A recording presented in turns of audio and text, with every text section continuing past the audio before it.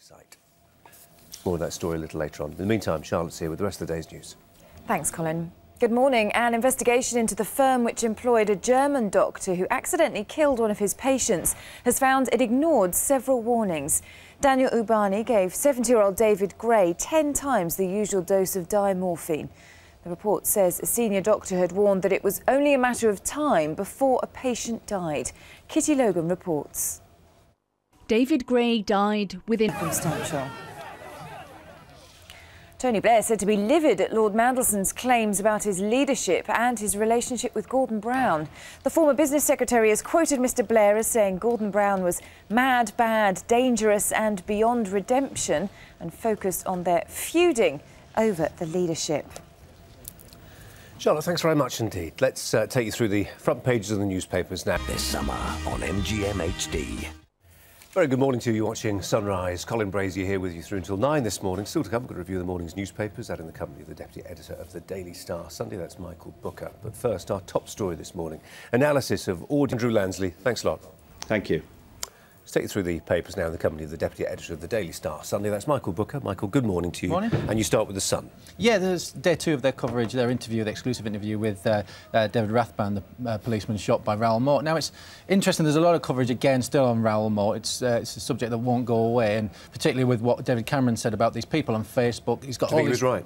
Well, I do think he's right, but in the sense of with Facebook and the internet, you can't get rid of everything that's offensive on the internet. I think once you start chipping away at that, you've got to close down the internet, and that's impossible. You can't close down Facebook, it's too big. But a lot of people get their news now, form their moral compass by what they read on social networking sites. So we have a huge responsibility on television, the news we provide. So do the newspapers in terms of what they print, how they reflect the society around them. Shouldn't Facebook do that as well?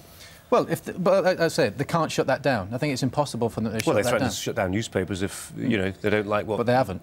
Right. So okay. I don't think they'll shut down Facebook. I think what it just shows is that there is this underbelly of people out there who, like Raoul Moat, thought themselves, you know, on the edges of the law. They could get away with things. And in this interview with David Rathband, he's talking about last year. He was one of the police who'd stopped him, and he had his van taken off him for he wasn't insured to carry scrap metal. Now, it's in this sort of these little injustices that have preyed on Raoul Moat's mind, and perversely, it's a sort of thing that feeds into these idiots who support him, saying, look, he was this Robin Hood character. He was only trying to make a living, and the police were picking on him. And I think it's weirdly there is this underbelly of people who jump onto Facebook. A lot of these people are keyboard heroes. They think they're protected by the internet, and they get away with these things. But it does go to show there was people who physically supported him as well. Obviously, we've got there's certain people who have been arrested on suspicion of trying to help him. So it's going to follow that people who are physically helping him, there's going to be a lot of people who, you know, actually support him morally as well, which is absolutely ridiculous. I mean, they're as thick as he is. Here's another... Sorry. Oh, well, I was going to say, do you think there's a sense that the more people talk about it, the more, you know, people like David Cameron say this should be banned, that the more traffic it draws to it, and people then... I think it does, and I think... get aware of it. People, you know, a lot of people bored people have access to the internet, and a lot of these people who are supporting him are just bored idiots, to be honest. Speaking of keyboard heroes, yes. Peter Mandelson's been busily tapping away on his computer since losing the election, and his memoirs continue to be serialised. Yes, Third Man, his book. Now, the Times, page 3 of the Times today, now they're sitting back and taking a bit of glory from this. They're enjoying the fact that the Labour Party is at war over this, and they don't know why. It's as if someone's been serialising this book. Oh, yes, it was them. They're talking about how Tony Blair, he's livid over this. They enjoyed that. We've got Lord Kinnock. He's spitting, apparently. I don't know if that's just a thing he's doing in his old age. And Lord Prescott, he's furious, but I think he's probably always looks fairly furious about it. He's also been asked by certain Labour Party sources to give some of his money that he's making for this serialisation and the book back to the Labour Party for the damage it's done. Not quite sure that's going to happen at the moment, because he's obviously, again, he's got his retirement or whatever he's going to be doing to pay for. But it's interesting because there were stories earlier in the week before this serialisation, the fact that if he gets it out now, then by the time end of August, September comes around, when there's a leadership, then they've cleared the decks of all this infighting, and I think that possibly will happen. But, you know, the good old Labour Party, they'll always have a bit of infighting, and I think they enjoy a good old inter-party dust-up anyway. Somebody once described meeting Peter Mandelson to me as a bit like walking down the stairs and missing the last step. You were uninjured but strangely dishevelled. Should we move on? Yes, well, people have been looking for a hero. We've been talking, again, people were finding these weird anti-heroes. This is the real hero you should get behind. In the Daily Star this morning, he's in a lot of the papers. It's a boy of 12 called Callum Truscott. Now, he was born with no legs. He's in the school football team. He's in the school rugby team. He's in the 1,500 metres team. He plays cricket. He stays behind after school, practices sports. This is at Brannell School in St Austell. He's a walking, talking advert to everyone as to show what a real hero in this country is. And there he is in all the pictures. Like I say, he's in all the papers today. And he's the sort of guy that we should really be getting behind. His teachers, his family, they're all massively proud of him, and so should all of us. Yeah, fantastic story, like that one. OK.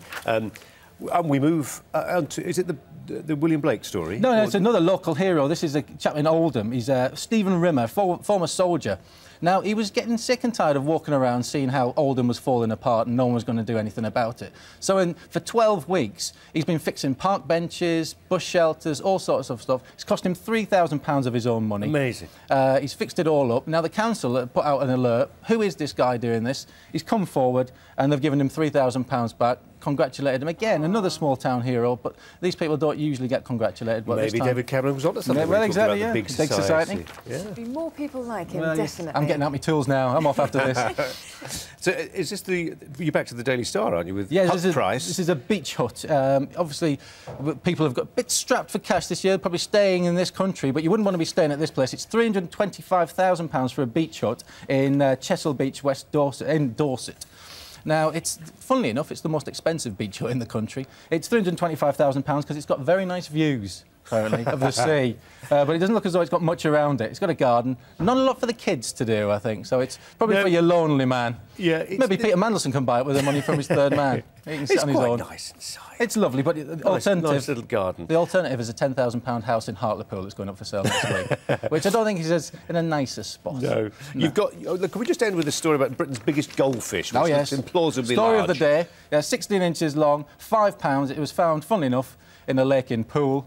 It was found by Nick Richards. In the sun, it doesn't say if he's thrown it back, but he did.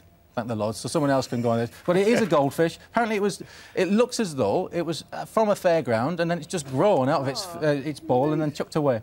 Well, there it is, live and kicking. How long is this? 16 inch long. 16 inches. What a whopper! It's a monster. It's a monster goldfish. Michael, thanks very much indeed. We'll see you in the next hour. You're watching Sunrise on our website at skynews.com. Of my eyesight. More on that story later. Meantime, here's Charlotte with the rest of the day's news. Thanks, Colin. An investigation into the firm which employed a German doctor who accidentally killed one of his patients has found it ignored several warnings. Daniel Ubani gave 70-year-old David Gray 10 times the usual dose of diamorphine. The report says a senior doctor had warned it was only a matter of time before a patient died. Kitty Logan reports. David Gray died within...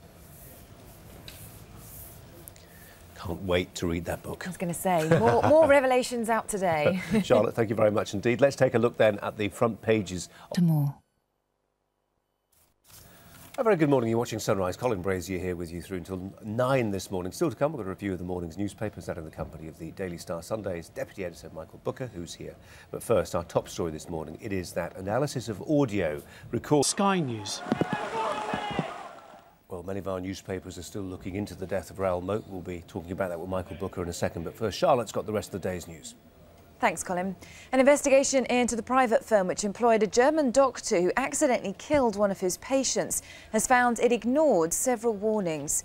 Daniel Ubani gave 70-year-old David Gray 10 times...